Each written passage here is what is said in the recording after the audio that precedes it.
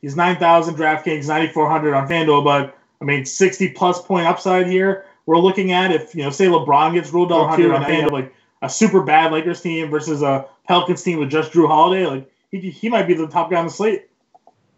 Yeah, he could very well end up being the top scorer on the slate if none of these guys play. I mean, Mirotić doubtful, Randall questionable, Davis questionable. Then it's literally Holiday and like Darius Miller.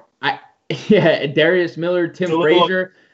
Tim Frazier probably comes into play there at point guard at that point. I would venture with, well, I guess it would depend on the starting lineup there, because I was going to say each one more because we've seen the scoring. Right. Okay. But yeah, I mean, I don't know. You're probably right. Like it could be everyone's ruled out. I think like everyone left on the Pelicans is probably in play, right? Probably true. Yeah. But more to that point though, just a crush matchup here for Drew Holiday. So maybe the defense focuses in on him a little bit more. But I mean, nobody on the Lakers are really playing defense. If Brandon Ingram comes back, like he'll probably get a little bit of them. But Ingram, for his length, isn't a great defender really either. So Holiday at the top. I like Oladipo against Brooklyn, too. I think he's going to be the forgotten man here at shooting guard. The Nets do also allow the second fewest points to shooting guards this year, but we saw Oladipo go for like 48, I think it was, fantasy points against them in the first matchup. He had 4 steals in that game. Price tag isn't too bad. Like we've seen some peak Oladipo pricing at times this year, but $8,100 on DraftKings, $8,300 on FanDuel. Like, it's not terrible. Like, yeah, it's 40 fantasy points you got to get, but that's definitely doable for a guy of Oladipo's capabilities. We've seen him priced up over $9K at times this year, so I don't hate the cost of him there. Going down a little bit more, Tim Hardaway Jr. is in a smash spot, averaging 50 fantasy points in 2 games against Atlanta this year. They're a terrible defensive team. They're allowing the most DraftKings points to shooting guards this year. A little revenge narrative going on there as well. I know there's a lot more shooters in the lineup now for the Knicks with Knox and Moutier and whatnot, but I still think THJ is the guy that you have to consider in your GPP lineups. Yeah, and you mentioned the revenge narrative. Like, he has smashed this spot in both the revenge-y. So, like, I don't know, like, if him and Atlanta, didn't have a good taste.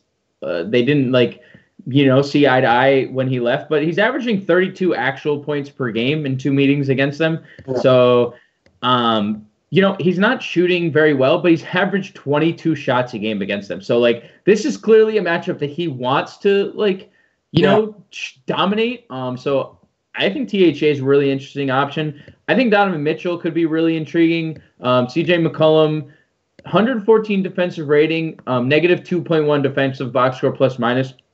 Mitchell's shot attempts the last 3 games, 26, 22, 21. They haven't been falling. He shot 38% or less in all 3. But, I mean, we've seen a 45-point upside in that little 3-game trio. So imagine the shots do fall. We're looking at a monster game. So I think interesting, just tournament pivot. No one's going to own him on a 10-game slate. So I think he's an interesting play. Yeah, I'm not going to argue with you. I think he's certainly someone to look for. Nobody that I ever get right, though. So I'm not. I was going to say, don't say anything about him because you're going to ruin it for all of us. Yeah, I'll ruin it for everybody. That's true. You go back to Buddy Hield, and obviously a slower matchup against Memphis, but if no Bogdan again, we saw him go off. Happy 26th birthday to him. Everybody thought he was 25. Apparently he's a year older. But still, I mean, what do you think about Hield coming off that huge game? So Bogdan's available, and Shumpert's available. So the thing is, Buddy Hield is playing minutes regardless. He's played the minutes.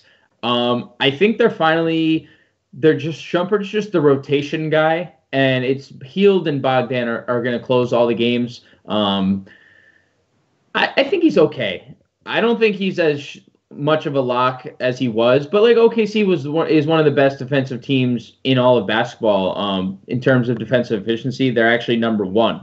So that wasn't an absolute smash spot, other than the fact that there was no one else to take the shots. Tonight there is people to take the shots. I think he's okay. I just don't think he's I would never venture to say he would score 37 points again, actual points. Maybe 5x wouldn't be crazy to think. when they did trade for him, it's because the owner believed that he could be the next Steph Curry. So yes, well, that's what he said. I mean, hey, he scored 20 actual points in 5 straight games. So take that for what it is. He's never not been a good scorer. Like that's never been what he's. He came out of college as a scorer. That's why he won the National Player of the Year. Yep. I don't hate him. I don't love him. I don't think he's like as cashy as he was the other night. Okay. But because in this slower matchup, but I do like him for tournaments. Going a little bit lower here. I like Malcolm Brogdon. I know I always bring him up, and you've talked about him a lot too, as just being like a very steady, like overall player. And again, if you start looking over his box scores, like he's consistently in this like 30 to 35-ish fantasy point range. 34 fantasy points in 25 minutes against the Pelicans the last time out. He went for, I think it was 28 or so fantasy points against Boston in their first match of this year. He's $5,500 on FanDuel, which I really like the price. Over on DraftKings, Brogdon's $5,400. I think he's a cash game play for me at that price point. Yeah. Plus, I don't think he's going to see Marcus Smart. I think he might see like Kyrie Irving defense instead. Do you think he sees Kyrie Irving tonight?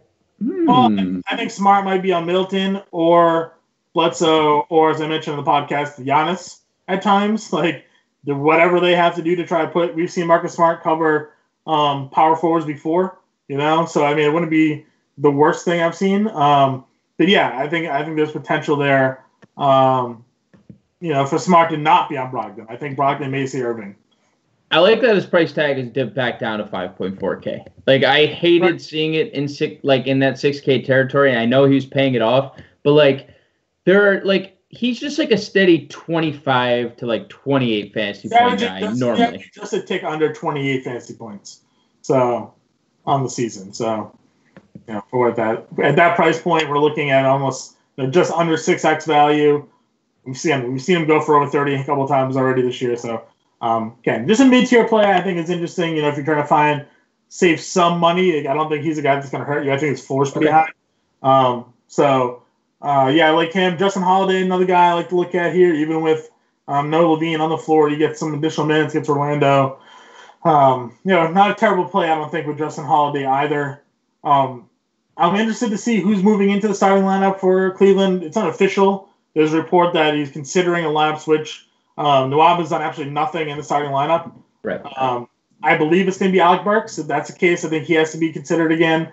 Again, just looking over his last 2 games now, 32 and 27 fantasy points the last 2 games off the bench. In the starting lineup earlier this year, he was solid. So if Burks gets in there, I think we have to kind of look at him, 4,700. No Danny Green either, who would have technically defended him at shooting guard. So I think that also gives him a little bit of a boost. Yeah, I think Burks would, if he does enter the starting lineup, I think he becomes someone we look at in cash games especially on DraftKings 4.3. I mean, 4.7 is fine too on FanDuel. Like that's not, especially he just flashed some steal and block upside last game, which is where he really made his fantasy presence known. I like him. I think we have to look at Reggie Bullock here, just considering what Reggie Bullock has been doing the last few games. Now, obviously, we've never seen this from Reggie Bullock before. The last 3 games, 30, 34, 43 minutes, 15, 24, 33 actual points. So 33 actual points from Reggie Bullock. Real life, not a college basketball game, NBA game. He gets Charlotte, who doesn't defend shooting guards well. I think he's someone to consider. We have Josh Okogie projected at 13%. You should see the starting lineup the Raptors using tonight. Just you ready for it? I'll read it off to you. Yeah, I want to hear it. Fred VanVleet, point guard. Dalen Wright, shooting guard. OG Anunoby, shooting guard. Power forward. Kawhi Leonard, power forward. And Pascal Siakam at center. Okay, so they went small. They went very. I would say you could. I'm gonna just throw this out there. You can play. We're not playing. You can't play more than 3 in one lineup, but you can play all 5 of those guys in a cash game format. Delon Wright's cheap enough. Mm-hmm. Anunoby's cheap enough. We know what Kawhi can do. we know Van Vliet took 17 shots as a starter last game. Pascal Siakam has been a cash game play for us with the normal starting five. Right. So, like, I think Anunoby is at the bottom of that list, just because he's just not a guy who looks for his shot. He's a very good wing defender. I think DeLon Wright is one of my favorite plays of the slate, to be quite honest. I think he's going to be very chalky in cash. He's very cheap. 4.1K is very hard to ignore. I think he's the obvious pivot off of Van Vliet. But I do think it's interesting now because everyone's going to pivot to DeLon Wright. Maybe we stay on Van Vliet in the tournament. We stay on Van Vliet because everyone's pivoting. Everyone's going to pivot to DeLon Wright at 4.1K. Just, it is what it is. But you stay on Van Vliet, who took 17 shots last game. If half those shots fall, you're looking at someone with 40 fantasy point upside at 5-something and can win you a lot of money. Yeah, I guess I'm curious.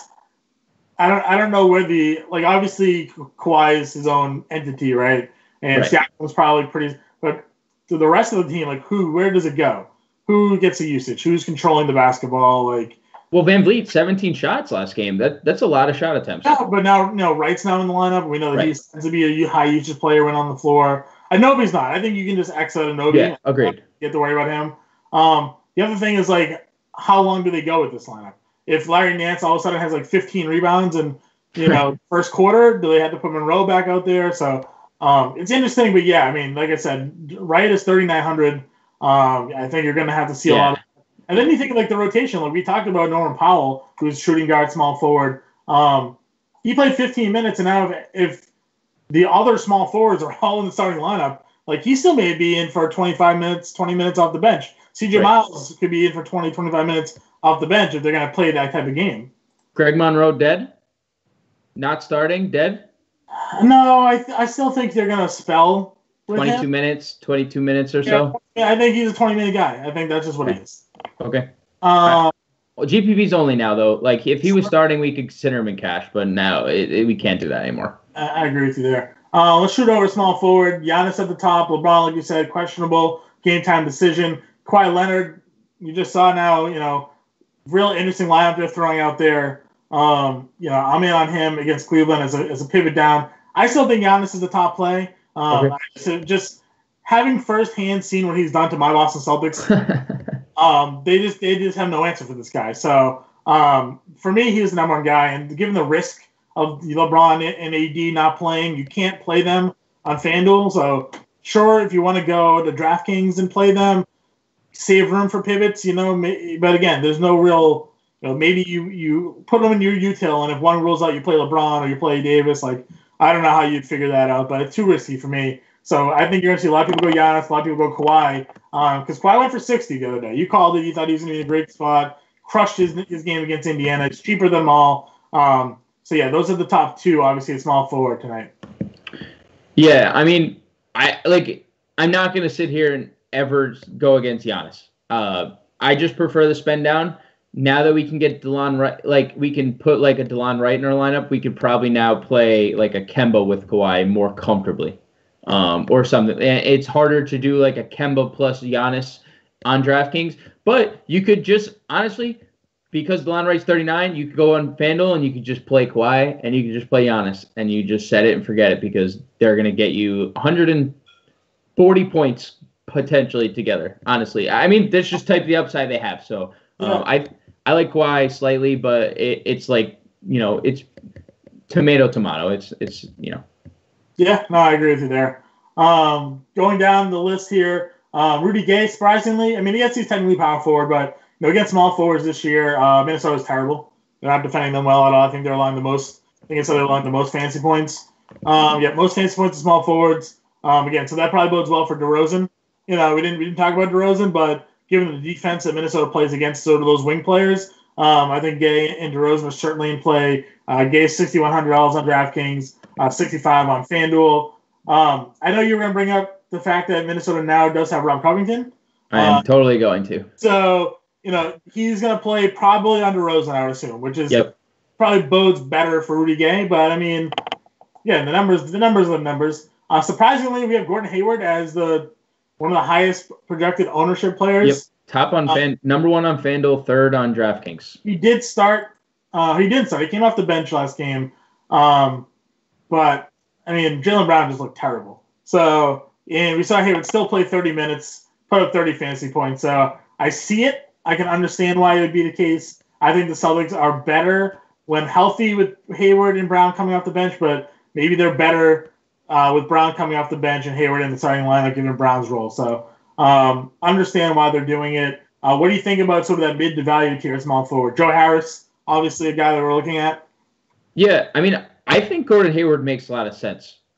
Just with the lack of depth kind of the Celtics are faced with right now. No Marcus Morris, no Al Horford. Can we rely on Daniel Tice to stay out of foul trouble? Can we rely on Marcus Smart I know Marcus Smart's a good defender, but we're facing a really good offensive Milwaukee team that could get Boston in foul trouble. Hayward a lot of minutes off the bench, and he's had a good game against them earlier in the year, going for 33 fantasy points, 18, 5, and 4. So I think there's merit to him. Plus, if he's going against second units, I mean, that's a whole different ballgame. I know he might see Tony Snell defense, who's an okay defender, but, like, are we worried about Tony Snell? No. I think Jay Crowder, I think we kind of touched on it. Like, we're picking and choosing our Jay Crowder spots kind of all year. I think this is one. Portland, Aminu is more smaller, athletic, runs the floor. Derek Favors is not going to stay on the floor here. It should project for another 30 minutes from Crowder. He's cheap. Tyreek Evans just ruled out, so Bojan a little bit of a bump there. Yeah, I think Bojan definitely a little bump. I mean, he's just so steady. He's so steady. Even with Oladipo, like, he hasn't fallen off with Oladipo back in the lineup. I mean, 30 fantasy points. The scoring is never going to be the problem. It's always the peripherals with Bojan. So, if we get the rebounds and a couple assists, couple of peripherals, we'll be fine because he's averaging 16 actual points per game. So, a little bump to him. And then it gets ugly. I think Joe Harris back under 5K is super intriguing. Other than that, though, Darius Miller, you mentioned, could be in play. Darius Miller's okay. Yeah. Right. Like I said, if everybody's ruled out, I mean, even maybe possibly off the bench, he could be played. He's just another value option, another guy to potentially save you some cash there. Yep. And maybe Solomon Hill, Etuan Moore as well, depending on who's ruled in, who's ruled out. Yep, that's fair. Jumping over onto power forward spot here, those are Anthony Davis, Blake Griffin, John Collins at the top. We're seeing in that, Andre Drummond is active, but he's dealing with a little bit of illness. I had said before, I'm going back and forth between Blake and Drummond. They kind of split, dominating this Charlotte front court. If Drummond's maybe not 100%, maybe he's dealing with the flu or something, I think that puts me more on Blake Griffin tonight. Yeah, we never know what illnesses can do. I mean, it took Anthony Davis apparently off the floor for a quarter and a half. So, I mean, if Drummond does miss any time this game, it's obviously going to benefit Blake. We've seen Point Blake the last couple games, which is really nice. Yeah. So, this was the Point Blake when Chris Paul went down in LA, and he was like the MVP of the league for a month. We could see that potentially here. And you always mention it. Tax Charlotte bigs. They're just so weak. Marvin Williams is not going to be able to handle him. So I love Blake here. Going down again, John Collins. Knicks terrible against power forwards. Likewise, I mean, the matchup's the other way around, too. Atlanta's terrible against power forwards. Right. But Collins has just been absolutely dominant lately. Averaging 40 fantasy points over the last 4 games. We've seen him go for a high of 57 against Denver. Double-doubles in 7 of 10. I mean, the dude is just unconscious right now. And he's staying out of foul trouble for the most part, which is keeping him on the floor. Love this matchup for him tonight against the Knicks. $7,800 on DraftKings. And I think he's 84. Price is up there on FanDuel, but I think he's worth it. I do. This is a guy that we and I have been pretty much in love with for over a year now. Yeah, since last year. I believe in him. I believe the price tag is going to keep going up on this kid. He's worth paying for, especially in this matchup. And we know how handsy Noah Vonleh can be. He could just get Noah Vonleh in foul trouble so fast. Get so many just free throw attempts early on in this game. And if they lose Vonleh, who's actually a good defender, he's just foul happy at times. They just have nobody. Then Kevin Knox might play power forward, and he's going to be undersized against Collins. How about Kuzma's price going down to 7.2? when he and Collins were both like priced near 8K last time we had them both on the slate. I said it to you before we went on, with all this like Laker news, like it's just the one thing that's kind of been a constant is Kyle Kuzma. Other than 2 blowouts, he scored 40 points or more fantasy points in 8 of 9 games. So I'm going right back to the well with Kuzma. I think he's viable all formats. I don't think it matters who plays on the Pelicans because Julius Randle's not a good defender. Nikola Mirotic not a good defender. I don't think he would see a lot of Anthony Davis. I don't think he would see like a ton of Anthony Davis. I just think it's a great matchup for Kuzma here, regardless who plays, who doesn't. And his price tag is just too cheap. Yeah, I mean, I like him a little bit less knowing that Ingram is back. I don't know if he's going to start or not, but like I just feel like Ingram's another guy that's always on the floor. He gets the ball in his hands a lot too. I like it better if LeBron's out because again, I think then you go back to sort of the Lakers team of last year where we saw Kuzma really thrive. So I like him. I don't like him as much given sort of the uncertainty with how that rotation is going to play, but certainly a guy we have to look at. Larry Nance, 7,300. I think he has a lot in. We can't miss on this guy anymore. We can't wait on him. I mentioned, last 5 games, his assists are 7, 6, 6, and 7. So he's giving you the assists, 10 plus rebounds in 4 of the last 5. If he gets you with the scoring double figures, he's getting steals. Look at his steal totals. Like this guy's ceiling is 50 plus. I think his floor with all the assists and rebounds is in the 30s. I'm in on him tonight, especially with that lineup. We just saw that that Toronto's out there. Larry Nance's thing is going to be cleaning up glass in this matchup. So I'm all in on Nance. You mentioned Siakam. I definitely like him. Got to look at him. Kevin Knox, great matchup for him as well. Small forward, power forward. Atlanta just sucks defensively. So I think you have to go either or there. Value-wise, Dario Saric has been playing some minutes. We know Daniel Tice is probably going to start tonight. So those are some of the areas I'm looking as we move down the power forward list. Yeah, and I'll just throw his name out, even though it just makes me want to duck and hide. But check Diallo in if you have the bankroll to enter 150 lineups, you put him in some because we don't know about Anthony Davis, So I think he is okay if you're considering him in a really deep dive tournament. Yep. Thad Young against Brooklyn too. Yep. Revenge. They've actually been good against power forwards this year. That's why we always say centers against the Nets, not necessarily front courts, but still gotta like it. That moves us over to center. As I mentioned, Drummond had a 2020 game against Charlotte earlier this year. In their last matchup, he had an okay game. It wasn't the worst. He still went for 45 fantasy points, but 9-4 over on DraftKings, over on FanDuel rather, kind of a tough spot from there. If I'm paying up, it's Vucevic against Chicago. They're along the second most. I think it was the third most fantasy points in centers. Chicago has nobody that's going to be able to handle him. Wendell Carter Jr. is going to get super foul happy. Markkanen's not a great defender. I'm expecting Vucevic to do whatever he wants in this matchup. If we're paying up, I think that's where you're going. But realistically, here at Fantasy Alarm, it's Miles Turner and nobody else. I think we preach centers versus the Nets for a reason. Turner's been absolutely unreal of late as well, averaging almost 40 fantasy points over his last 6 games. The blocks have been there. For me, it's just Miles Turner is in a spot that it's going to be very hard to avoid him in my opinion, in this matchup. Here against Brooklyn, he went for 31 fantasy points against them in 26 minutes, which isn't the greatest number earlier, but he's playing more minutes now. So if we're getting 30-plus minutes of Miles Turner, I think he's in a crush spot. Yeah, I love Vucevic, 28th, the Bulls rank in DVP. Right. Miles Turner, Brooklyn ranks dead last in DVP against centers. Easy play. He's been great playing alongside Victor Oladipo. I think Karl-Anthony Towns is an interesting tournament pivot. LaMarcus Aldridge is not mobile. So, no. He's not going to be able to follow Towns on the perimeter, which means who? Dante Cunningham, are they going to put Rudy Gay on Karl-Anthony Towns? It's just a bad matchup for San Antonio as a whole. So I think Towns could be a really low-owned tournament pivot off of Vucevic, Turner. But other than that, I don't love, obviously Julius Randle. If we got news in the next 22 minutes that Davis was sitting, Randle was playing, we're dropping everything we just said and we're playing Julius Randle, right? Lakers 20, sure. Right? Like if we that news just came out. I mean, Lakers 27th against centers.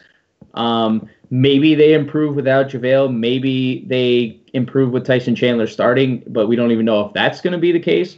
But like, it doesn't matter because anyone he's faced, he's been putting up 45 plus fantasy points in the starting lineup with Mirotic, with Davis, with Holiday.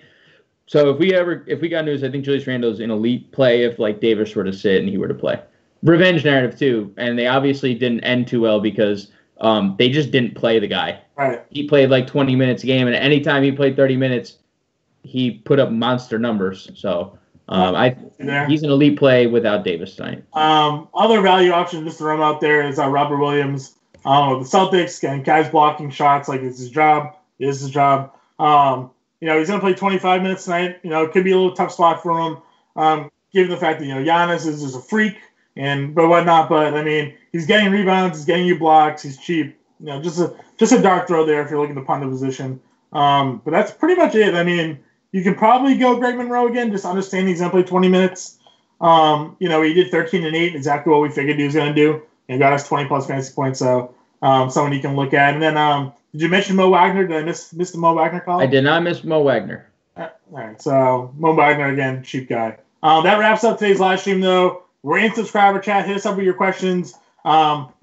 Finishing up the lineups now. Those will be out in about 10 minutes. We're just waiting on probably more news to break. But good luck, everybody, in tonight's slate, and we'll hit you up later. Later, guys.